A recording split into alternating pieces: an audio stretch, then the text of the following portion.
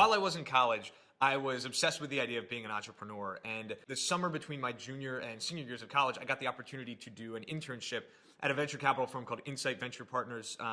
Very well-known, well-respected firm that invests in software and internet companies. They're a later stage firm. They tend to do bigger checks than your typical venture capital deal. It's not uncommon for them to do a $50 million or $100 million venture deal. And my job there, I was bottom of the totem pole, calling companies to find potential deals for Insight to do. So identify sectors that I think are interesting, call all the CEOs in the sector, understand what the competitive landscape looks like, find the hottest company, and basically, in some ways, it was like selling money. Convince that entrepreneur to take Insight's money or engage in a conversation about taking our investment.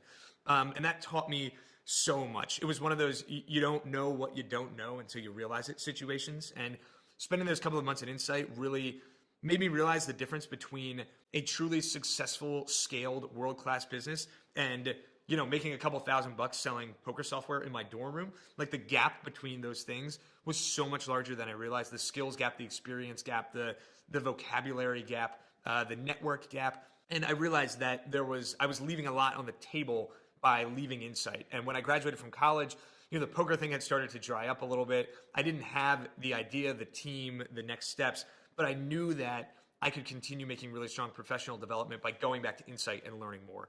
So I went back and did kind of their 2-year analyst program immediately out of college. The most important thing that I learned at Insight that I had no skills in whatsoever before going in was sales. My job there was basically a sales job. Even though it was selling money or it was selling a conversation, I had to cold call a large volume of people. I had to knock down walls and get through receptionists and personal assistants and get them on the phone. I had to, in a very short amount of time, convince them of a value proposition and then close the deal by getting them to have a conversation with one of my partners or telling me what I was interested in knowing.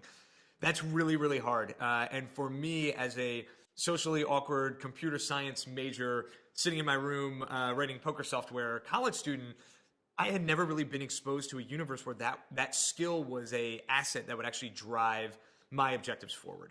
So really at Insight, I got thrown in head first to figure that out and learn those sales skills and figure out the processes that would make me effective in that way. And I think that if there's something that you really need in your toolkit as an entrepreneur, even if you are the technical co-founder, it is the ability to sell, the ability to present your ideas clearly, coherently, and efficiently. And Insight really brought that home for me in a really big way.